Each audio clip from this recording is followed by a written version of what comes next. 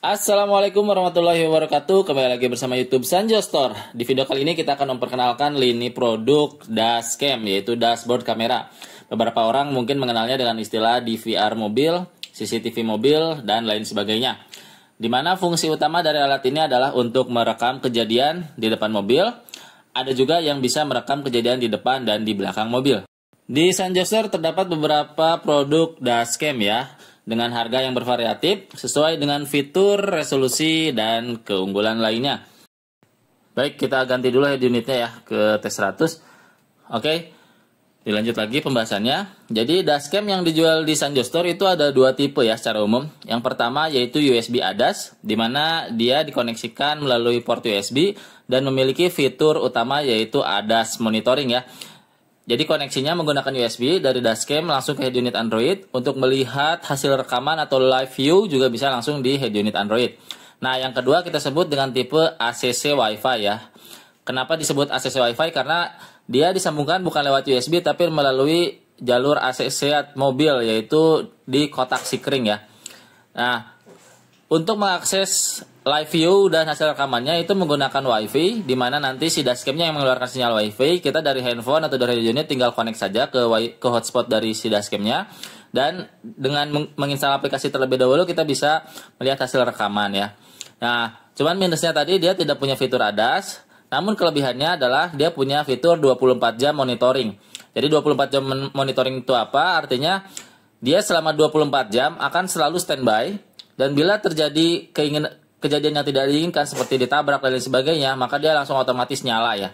Jadi 24 jamnya itu bukan merekam terus-menerus, tapi dia hanya standby monitoring saja. Gitu ya. Jadi jangan salah paham. Oke, kita mulai ke produk yang pertama ya, yang bisa dilihat di sini. Ini adalah produk U9 ya. Untuk koneksinya dia USB dan sudah punya fitur ADAS. Untuk USB-nya dia sudah USB tipe C ya. Build kualitasnya ya ini semuanya plastik, dan kelebihannya dia bisa diputar ya hampir 360 derajat. Oh, bahkan bisa full ya 360 derajat. Oke. Nah, kita colokkan lagi. Nah, untuk menginstal aplikasinya tinggal buka file manager ya. Tunggu sampai USB-nya terkoneksi dulu. Lalu kita buka file manager. Ini karena sudah diinstal ya tadi. Nah, kita buka file manager, lalu buka USB itu. Ada nih, DVR APK, diinstal. Setelah diinstal, bisa dibuka aplikasinya ya. Nah, kita buka aplikasinya. Nah, setelah diinstal agar fitur ADAS-nya bisa bekerja ya, langsung dilakukan update. Caranya tekan yang ini nih. Nah, cek new version. Nah, karena yang ini sudah diupdate, maka keterangannya no version update ya. Keterangan ini juga mungkin bisa muncul kalau misalnya tidak terkoneksi ke WiFi ya. Jadi untuk melakukan update wajib terkoneksi ke internet dulu. Nah, ini hasilnya ya. Kurang lebih seperti ini. Ini kondisi pada saat lampu terang ya. Secara spesifikasi dia memiliki resolusi di 720p. Karena ini fungsinya sebagai dashcam ya, sebenarnya resolusi atau ketajaman itu tidak begitu penting ya. Yang penting kejadian itu secara umum bisa digambarkan ya. Nah, kecuali kalau memang kita fungsinya untuk dokumentasi, untuk merekam perjalanan gitu, dan untuk dijadikan momen diupload di media sosial, yaitu mungkin butuh dashcam yang resolusinya lebih tinggi lagi. Tapi kembali lagi ke budget dan kebutuhan, menurut saya ini sudah cukup ya kalau untuk merekam hal yang tidak diinginkan. Nah, kita coba dalam kondisi lampu mati. Nah, dalam kondisi lampu mati seperti ini ya. Kita coba benar-benar gelap ya. Kita tutup jendelanya. Nah, ini dalam kondisi ruangan benar-benar gelap ya. Jadi jendela kita matikan, kita tutup, pintu juga kita tutup, lampu kita matikan. Ini hasilnya ya. Dia akan menaikkan ISO sehingga akhirnya apa? Banyak semut-semut ya. Ya, namanya dashcam di harga rentang 100 ribuan ya, seperti ini ya. Tapi intinya pada saat malam hari dia akan terang, dan ya kalau misalnya ada kejadian di malam hari juga secara kronologis mungkin masih bisa dijadikan barang bukti ya dari si dashcam ini gitu. Oke. Kita lanjut ke produk yang kedua ya. Baik, untuk produk kedua kita punya yang disebut sebagai tipe U1 Pro ya. Nah, kalau untuk U1 Pro ini ada tulisan Satoshi di sini, build quality-nya lebih bagus ya, lebih solid karena dia sudah metal, jadi untuk menyebarkan panas lebih bagus ya. Ini nanti yang di bagian bawah, jadi dipasangnya nanti seperti ini ya. Dan ini bracketnya semuanya bisa dilepas pasang ya, semua tipe tuh bisa seperti ini. Lepas pasang. Nah, untuk menempel bracket ini saya sarankan menggunakan lapisan elektrostatik ya, jadi tidak merusak kaca film nantinya ketika dibongkar pasang, dicabut pasang si double tipnya ini. Nah, bedanya dia hanya bisa untuk kemiringan tertentu saja ya. Nah, kita coba langsung ke pengetesan. Nah, softwarenya sendiri dia sama dengan yang sebelumnya. Jadi masih yang dvr.apk ya, warna hijau. Namanya Traffic Safety Guard. Kita buka aja langsung. Nah, kita posisikan di tempat yang sama ya, di jarak yang sama. Nah, bisa dilihat di sini hasilnya pada saat kondisi lampu dinyalakan ya. Menurut saya ini lebih jernih ya pada saat lampu dinyalakan. Jadi memang secara harga ini lebih mahal. Kemudian kita coba matikan lampu. Kondisi gelap ya.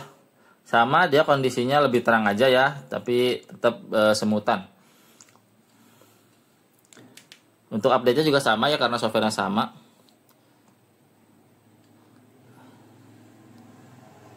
Baik. Nanti hasil rekaman dari micro SD-nya kita akan coba kirimkan ya. Kita kirimkan videonya di akhir ya. Gitu. Nah, sedangkan kalau ini colokannya masih ada soket lagi ya. Seperti ini. Kenapa nggak langsung nyambung dari dashcam ke kabel sana gitu ya? Itu karena kalau misalnya tiba-tiba dashcamnya rusak, kita nggak perlu lagi bongkar kabel segelondong gitu. Cukup ganti si dashcamnya aja. Itu udah otomatis meringankan beban pekerjaan ya, gitu. Oke, kita lanjut lagi ke dashcam berikutnya. Baik, yang berikutnya adalah tipe U6 ya, dengan desain yang lebih futuristik ya. Sama, bracketnya juga bisa dilepas pasang ya, untuk ditempel. Kemudian fiturnya juga dia hanya bisa dengan sudut kemiringan tertentu saja ya. Lebih sempit dibandingkan U9 yang pertama tadi. Build quality-nya seperti UI Pro ya, sudah bagus nih. Sudah aluminium. Oke, kita langsung masuk ke file manager untuk melihat file aplikasinya. Jadi dia aplikasinya beda ya. Namanya FICAR DPR. Kita sudah install. Nama aplikasinya kalau di sini jadinya High Definition ya. Nah, ini hasilnya kalau bisa dilihat ya, dengan posisi yang sama. Nah, ini kualitasnya lebih bagus ya, resolusinya 1080p, sudah lebih jernih, dan hasilnya juga sedikit lebih lebar dibanding U1 Pro tadi. Kemudian kalau misalnya kita gelapkan ya, nah kondisinya juga dia jadi lebih terang dan semutnya juga minim ya, sangat minim sekali ini kondisinya. Enak ya untuk gelapnya tuh. Nah, ini yang tadi saya bilang ADAS ya, sedikit kita jelaskan fitur ADAS. Jadi untuk fitur ADAS itu dia ada 3, LDWS, FCWS, dan Stop and Go. LDWS ini artinya Lane Departure ya. Ketika mobil gitu ya, kan ada garis nih di jalan tuh kanan kiri ya, putih. Kalau misalnya dia melewati garis itu, maka dia akan mengirimkan sinyal gitu ya, sinyal ADAS. ADAS-nya akan aktif, mengeluarkan notifikasi bunyi. FCWS, kalau FCWS ini front car ya. Jadi kalau misalnya dia dirasa dengan kecepatan yang dibaca di sini ya, dia akan menabrak mobil di depan, maka dia akan mengeluarkan warning. Tapi kalau misalnya memang tidak akan nabrak, itu yang nggak akan, walaupun mobil di depan sudah dekat itu dalam kondisi macet-macetan misalnya, yang nggak akan mengeluarkan bunyi gitu.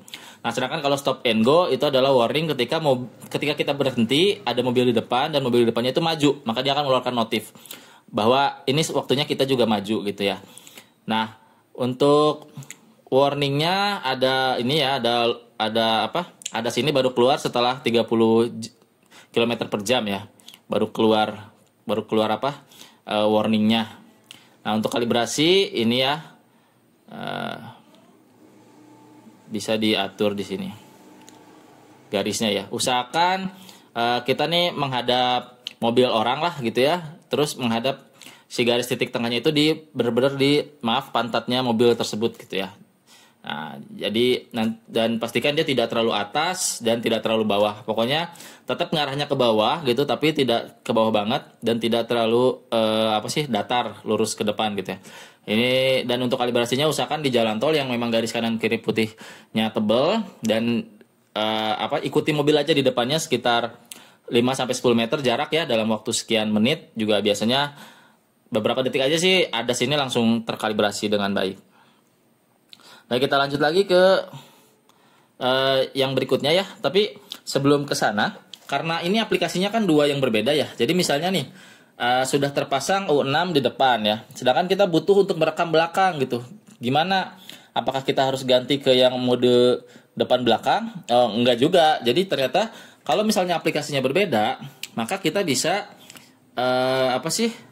install di dashcam dengan tipe lain, misalnya U9 tadi ya. U9 tadi ini kan aplikasinya yang ini traffic safety, sedangkan U6 tadi aplikasinya yang high definition recorder.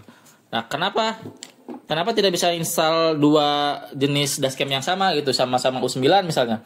Ya karena tadi ini aplikasinya sama, sedangkan di Android kan cuma boleh menginstal satu aplikasi yang sama ya, walaupun ada dua USB gitu. Nah, ini kan yang untuk U9 bisa muncul.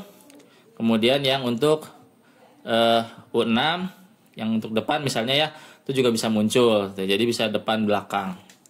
Oke, seperti itu aja ya untuk demo depan belakangnya. Kita close, kita bahas lagi produk berikutnya.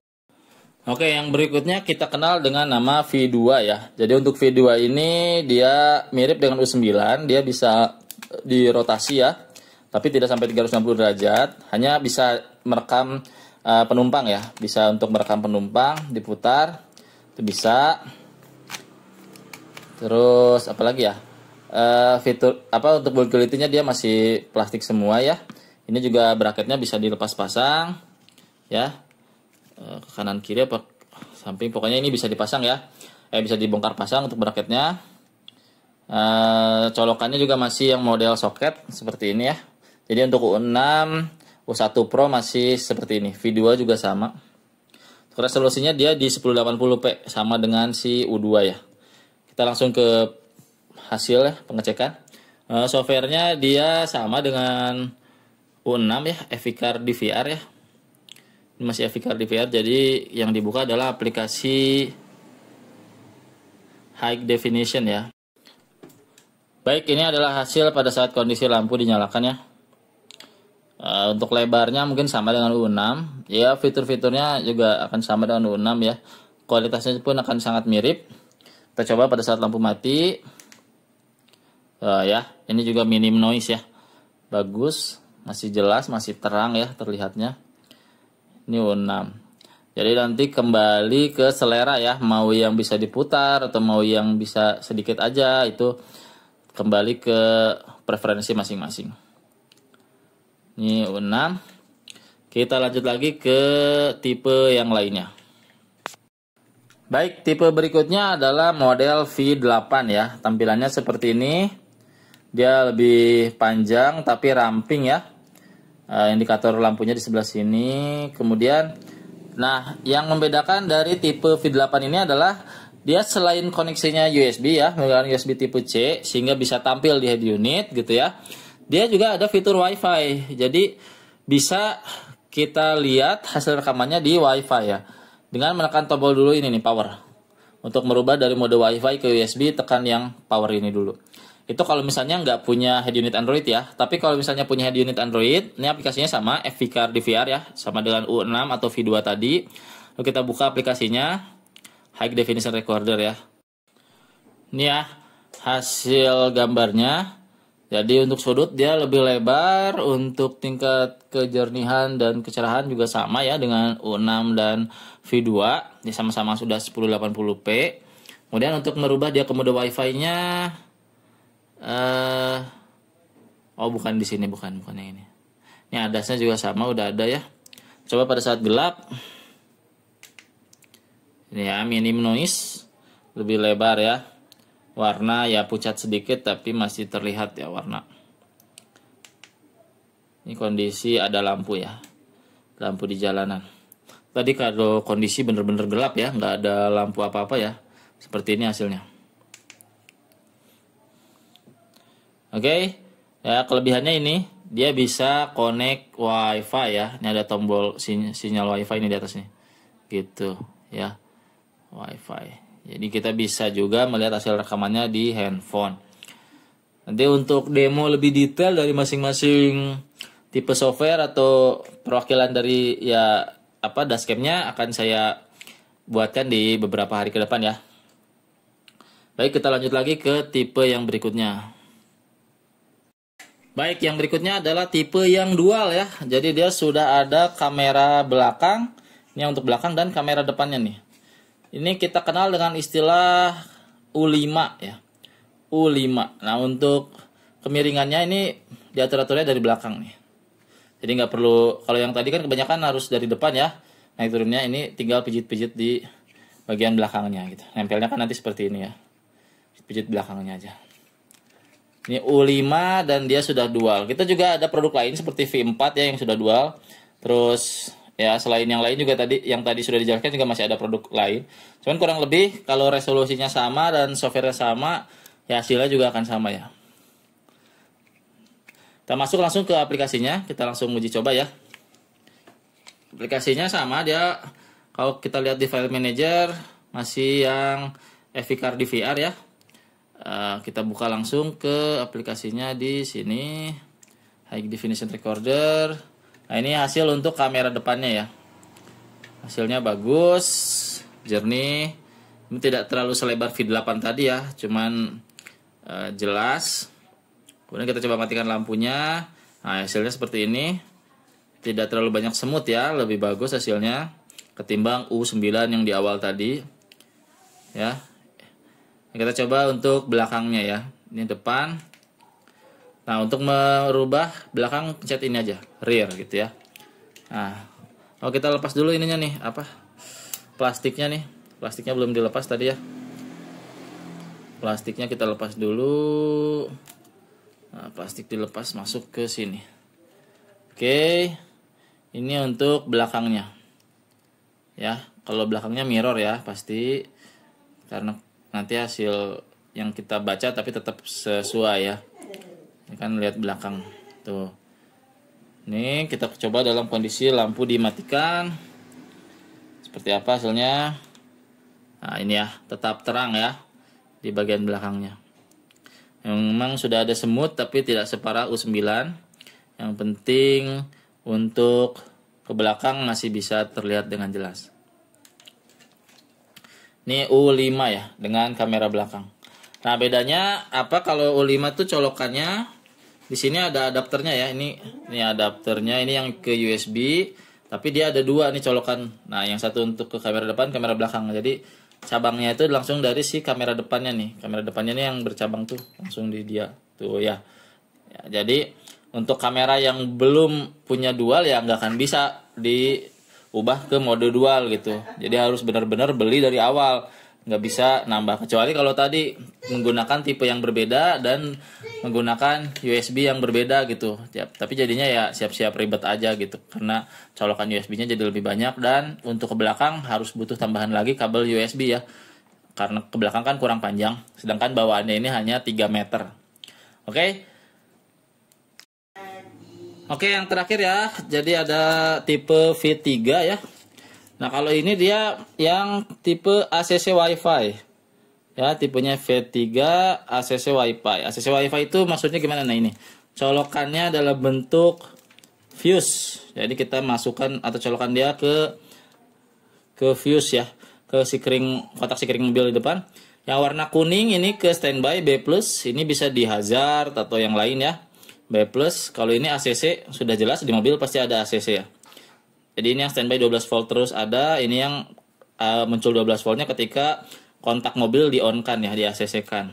Kemudian ini ground ini ke yang terdekat aja, nanti di dekat kotak sikring mobil ya, ada baut-baut apa bisa ditancapkan di groundnya ini. Nah, kalau misalnya beli dashcam mahal tuh ya, kan colokannya juga kebanyakan socket lighter ya. Terus bagaimana caranya biar bisa dia standby 24 jam ya? beli lagi yang namanya adapter kan, converter ya, apa ya istilahnya saya juga kurang paham. Tapi itu harganya mahal, bisa 200.000 lebih ya setahu saya, agar dia bisa standby terus karena dapat power dari aki ya. Kan kalau dicolok di soket lighter dia aktifnya pada saat mobil nyala aja ya. Kalau udah ditinggalkan mobil ya dia udah nggak ini lagi, udah nggak aktif lagi. Oke, kita lanjut ke bahas ke kualitas gambar. Baik, untuk melihat hasilnya ya, pertama kita harus connect dulu WiFi ke yang dari si dashcamnya tadi ya. Ini kan ada nih WiFi ya. Nah, namanya SWAS, dan dia pasti akan minta password. Masukkan password yang sesuai aja di sini, 1 sampai 8 ya. Nah, kemudian setelah itu wajib install aplikasi namanya Golook ya, atau aplikasi apapun lah yang ada di barcode si manual booknya ya. Kalau saya sih langsung ke Play Store tadi, ambil Golook tuh ya, Play Store ini Golook, langsung saya buka aplikasinya. Nah, nanti dia akan device connection ya, dia akan mencari device-nya, kemudian setelah itu akan terkoneksi secara otomatis. Nah, ini hasilnya nih ya, untuk hasilnya bisa dilihat di sini. Dia cukup terang ya, tapi mungkin masih lebih bagus dari yang U6 tadi ya. U6 V2 itu lebih bagus, V8 dan U5 lebih bagus ya, lebih jernih, clarity-nya lebih bagus. Kita coba pada saat lampu mati. Nah, ini ya. Tapi ini minim noise ya, minim semut. Jadi bagi yang lebih membutuhkan fitur 24 jam monitoring, saya sarankan ambil ini ya. Nah, untuk melihat apa tadi replaynya nanti bisa di sini ya, kalau sudah dicolok micro SD, tapi kan ini belum ya. Belum ada. Jadi hanya bisa untuk live view. Nah, settingannya juga ada di sini nanti khusus untuk apa? Resolusi. Terus nah, setiap dashcam juga ini ya, dia videonya itu nggak full terus-terusan ngerekam, tapi dipotong-potong per 1 menit, 3 menit, 5 menit. Ini saya lupa jelaskan tadi ya. Termasuk dari yang awal saya demokan U9 sampai yang sekarang pun sama. Sistemnya loop recording seperti ini ya.